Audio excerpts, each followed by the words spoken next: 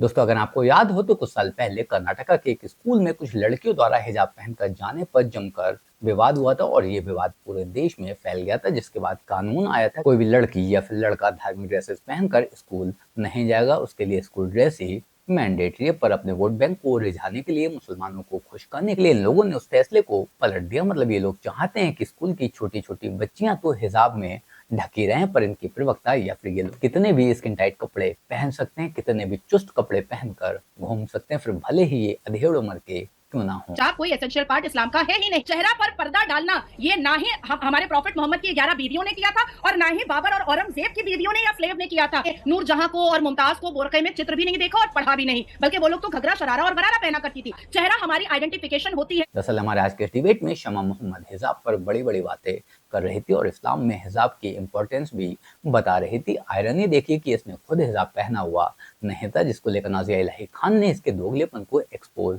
करते हुए इसे धो डाला। बाकी क्या हुआ हमारे आज की इस बहस में, डिबेट में, आप खुद देखिए। डॉक्टर शमा मोहम्मद जी, नीतीश कुमार ने अटपटे तरीके से चेहरे से हिजाब नीचे किया, वो गलत है, उनसे पूछ लेना चाहिए था। और उनको अगर राज्य में महिलाएं चाहिए कि वो बिल्कुल आधुनिक होकर जीवन जिए तो उनको घूंघट और हिजाब पर बैन कर देना चाहिए।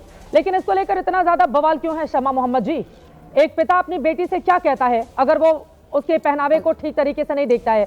ये सही बात है कि नीतीश कुमार ने कई ऐसी योजनाएं लाई हैं जिसके बाद महिलाएं वहां पर सशक्त हुई हैं, क्या दिक्कत हो गई फिर? अच्छा चित्रा जी, मैं एक धार्मिक रूप से मैं देख रही हूँ, आप जो महिला उनका हक है जो उसको पहनना है। अभी बहुत सारे महिलाओं हमारे गांव में घूंघट पहनता है। मेरे पास एक लड़का काम करते हैं, उनकी बीवी मध्य प्रदेश में, वो कहते हैं मुझे मैडम मुझे वो मोटा वाला साड़ी मत दे दो, आप जब साड़ी दे रहे हो तो वो ट्रांसपेरेंट होना चाहिए क्योंकि मेरी बीवी घूंघट पहनती है।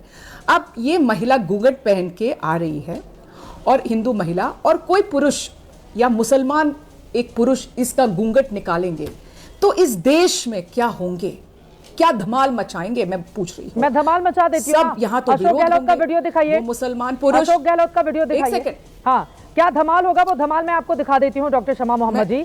अशोक गहलोत मुख्यमंत्री रहते हुए, ये राजस्थान की तस्वीरें हैं। अब मेरा सवाल सुन लीजिए, आपने बिल्कुल वाजिब कहा, मैं आपकी बात से बिल्कुल सहमत हूँ। मुख्यमंत्री रहते हुए अशोक गहलोत एक महिला घूंघट में कुछ योजनाओं का लाभ लेने के लिए जाती है, जैसा कि आमतौर पर होता है, और बाकायदा उसके सिर पर पूरा घूंघट निकला होता है। वो उसके सिर पर हाथ रखते हैं और धीरे धीरे आहिस्ता आहिस्ता करके उसका पल्लू बिल्कुल पीछे कर देते हैं। अशोक गहलोत हैं, कांग्रेस पार्टी के आपके नेता हैं डॉक्टर शमा मोहम्मद जी, बताइए वो क्या कर रहे हैं यहाँ पर? अगर नीतीश कुमार ने गलत किया तो अशोक गहलोत ने कैसे सही किया? क्या बोल रही, मैंने देखा नहीं जो आप बोल रहे हो अशोक गहलोत के बारे में, बट मैं क्या बोल रही हूँ, जो भी मुख्यमंत्री है, जो भी कोई भी पुरुष है, ये करना गलत है। और नीतीश कुमार एक वरिष्ठ नेता है, कोई नया मुख्यमंत्री नहीं है, वरिष्ठ मुख्यमंत्री भी है, और सभी के सामने ये हिजाब उनका निकालना गलत है और नीतीश कुमार जी को माफी मांगना पड़ेगा। आपके कहने से नहीं होता है ना डॉक्टर शमा मोहम्मद, आप भी तो उसी मजहब से ताल्लुक रखती हैं, आप तो बिल्कुल मॉडर्न तरीके से बैठी हुई हैं और इसको अप्रिशिएट किया जाना चाहिए। मुस्लिम बच्चों को आप जैसा होना चाहिए, बोल्ड होना चाहिए, अपनी बात कहने में दमदार होना चाहिए, उनको शमा मोहम्मद से सीखना चाहिए। डॉक्टर शमा मोहम्मद, ये खुद दोगली है, ये कैसे खाएगी? मैं क्या कहना चाहती हूँ, कुरान शरीफ में लिखा है कि जिसको हिजाब पहनना है वो पहन सकते, जिसको नहीं पहनना है वो नहीं पहन सकते। तो मैं उसमें आती हूँ कि जिसको हिजाब नहीं पहनना, मैं नहीं पहनना चाहती हूँ। तो सूरा नंबर बता दीजिए। नाज़िया इलाही है ये सवाल, मैं बता दूंगी। सूरतुल नूर मैं बता रही हूँ सूरतुल नूर में लिखा है। हिजाब अबाया बुर्का नहीं है, सूरह अल-नूर में हिजाब अबाया बुर्का। अरे ये लेडी जो अरे बीच सूरह अल-नूर में पर्दा है, सिर्फ और सिर्फ इज्जत से पर्दा करने की बात है। जिलबाब का जिक्र है और जिलबाब का मतलब होता है लूजर आउटफिट, जिलबाब का मतलब बुर्का नहीं होता है। या अच्छा, मुझे बोलने दो ना, ये कौन आ गया बीच में? ये अरे आप मुझे बोलने दो। अरे आपका नहीं है कुरान, मैं गलत नहीं बोल रही हूँ। अच्छा एक सेकंड, बट वो नाज़िया इलाही हैं, वो आपको बता रही हैं। मुझे बोलने दो ना। मुसलमान को मिसअंडरस्टूड मत कीजिए देश के सामने, और आप कुरान को मिसअंडरस्टूड मत कीजिए देश के सामने। पूरे अल कुरान के पहले पारा से लेकर के 30 पारा खत्मुल कुरान तक में कर सकती, जब मेरे बीच में कोई आ जाए मैं तो बोलने दो ना मुझे। ठीक है, कुरान में क्या लिखा हुआ है हिजाब को लेकर आप बता दीजिए, मुझे बोलने दो ना। बोलिए।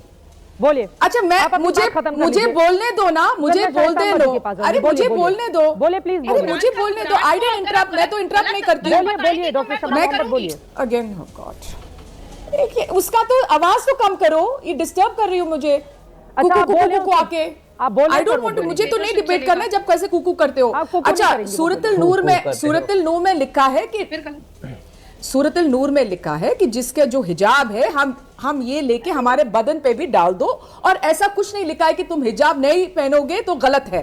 तो जिसको हिजाब पहनना है उसको पहनने दो, जिसको नहीं पहनना है तो उसको नहीं पहनने दो। वो है वो मेरा सोच है, और वो कुरान शरीफ में भी लिखा है। तो उनको हिजाब पहना है तो उनको पहनने दो, मुझे नहीं पहनना है तो मैं नहीं पहनती हूँ, मैं नहीं पहनूंगी, वो मेरा ये। और जब भी हम नमाज पढ़ती हूँ तो हमको हमारा सिर कवर करना है, और जब कोई मर जाता है इस्लाम में और उसका जो हम जाते हो जहां कोई देहांत हो गया है तो हमको सिर पे दुपट्टा लगाना है। ये दो जगह है हमको जहां सिर पे दुपट्टा लगाना मस्ट होता है। कि तो बाकी सब जगह आप जिस तरीके से भी चल सकते हो, लेकिन यहां क्या समस्या है कि एक महिला हिजाब पहन रही है और उसका हिजाब खींचना एक मुख्यमंत्री कर रहा है, ये भूलना मत। और अरे वही तो अशोक गहलोत कर रहे थे, एक महिला घूंघट पहन रही थी, बिल्कुल उसका घूंघट उठाकर उन्होंने यही कहा कि आज के जमाने में महिलाओं को घूंघट नहीं करना चाहिए। मैं तो इस चीज को सही मानती हूँ जो अशोक गहलोत ने किया। आप ही के पार्टी के मुख्यमंत्री रहे सीएम रहते हुए, क्या जरूरत है महिलाओं को घूंघट करके, घूंघट निकाल के मैं यहाँ पर बैठकर अगर एंकरिंग करूंगी कैसे कर पाऊंगी, जरा बताइए। तो क्या गलत किया उन्होंने? इलाही कुरान में क्या लिखा है नाजिया? अब बहुत देर से उनको कुकू कर रही थी, जैसा कि शमा मोहम्मद ने आपके ऊपर आरोप लगाए। क्या लिखा है कुरान में, बताइए आप। भाषा का प्रयोग करना शायद डॉक्टर शमा को नहीं आता है। मैं राम राम कहती हूँ चित्रा जी आपको और सभी को पैनलिस्ट को। सूरह अल-नूर में जिल्बाब का जिक्र है, और यही वजह है कि अल कुरान के जो अल्लाह सुभान ने अलहामी किताब अल कुरान लिखी है उसके अलमदो शरीफ से जब खत्मुल कुरान तक में हम आते हैं, यहाँ तक कि सूरह मरियम में भी हम आ जाते हैं, तब भी किसी भी प्रॉफिट की वाइफ ने कहीं पर भी बुर्का अबाया हिजाब का जिक्र का कहीं पर कोई बात नहीं है। यहाँ तक कि जब हम मुगल पीरियड में आते हैं तो भी हमने नूर जहां को और मुमताज को बुर्के में चित्र भी नहीं देखा और पढ़ा भी नहीं, बल्कि वो लोग तो घघरा शरारा और गरारा पहना करती थी। तीसरी बात आती है कि हिजाब कोई एसेंशियल पार्ट इस्लाम का है ही नहीं।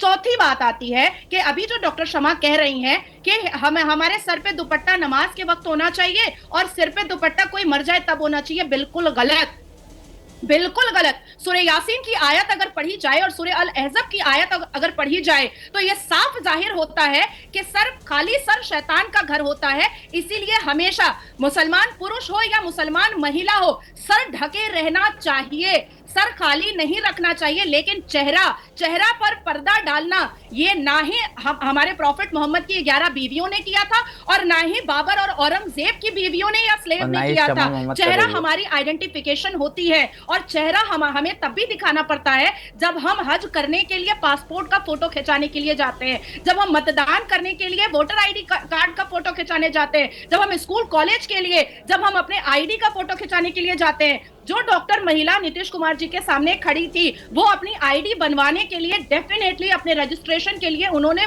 चेहरा खोला होगा और उन्होंने फोटो खिंचवाया होगा। हिजाब में हमारी आइडेंटिफिकेशन खत्म होती है, बर्बाद होती है। हम जब अपना चेहरा दिखाते हैं और हम पंख लगा करके उड़ते हैं तो मुसलमान बेटियां ये साबित करती हैं कि वो इस भारत के शक्तिशाली भारत का एक पार्ट है, एक हिस्सा है। लेकिन नाजिया मैं आपसे जानना चाहूंगी, देखिए कांग्रेस से जो नेता बैठी हैं वो भी और नाजिया आप भी, आप दोनों मुस्लिम धर्म से ही ताल्लुक रखती हैं।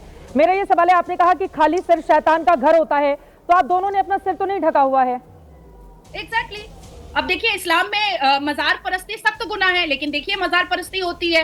कुरान कहता है कि फिरका परस्ती सख्त गुनाह है, लेकिन फिरका परस्ती हम 72 फिरकों में, तो सबने अपने अपने हिसाब से फ्लेक्सिबल कर लिया है। लेकिन सूरह अल-नूर की जो बात डॉक्टर शमा कर रही हैं वो झूठ कह रही हैं। सूरह अल-नूर में जो अरबी वर्ड है वो जिल्बाब का है, और जिल्बाब का अर्थ निकलता है लूजर आउटफिट, ना कि चेहरा ढकना। तो ये उन्होंने झूठ बोला है। ठीक है, अब मैं आ जाती हूँ हमारे साथ शाइस्ता अंबर जी, आप प्रेसिडेंट है ऑल इंडिया मुस्लिम। बोला है, मैं झूठ नहीं बोला है, सॉरी, वो झूठ बोल रही है। ना तुम कहाँ झूठ बोल रही हो? तुम कांग्रेसियों को झूठ बोलना आता ही नहीं है। तुम लोग तो बस अपने वोट बैंक को रिझाने के लिए किसी भी हद तक गिरने को तैयार बैठे रहते हो। तुम लोग तो बस अपने वोट बैंक को खुश करने में लगे रहते हो। फर्क नहीं पड़ता कि उसके लिए तुम्हें क्या कुछ करना पड़ जाए। मतलब ये औरत खुद मॉडर्न बनी बैठी हुई है। ये औरत हमेशा ही इसी टाइप के कपड़े पहना करती है, पर लगातार हिजाब पर ज्ञान ऐसे दे रही है, बुर्के पर ज्ञान ऐसे दे रही है जैसे उसे कितना ज्यादा फॉलो किया करती हो। बाकी आप लोग इस बारे में क्या सोचते हैं कमेंट करके जरूर बताएं। जल्द मिलते हैं किसी नए वीडियो में नए टॉपिक के साथ, तब तक मैं नमस्कार, जय हिंद।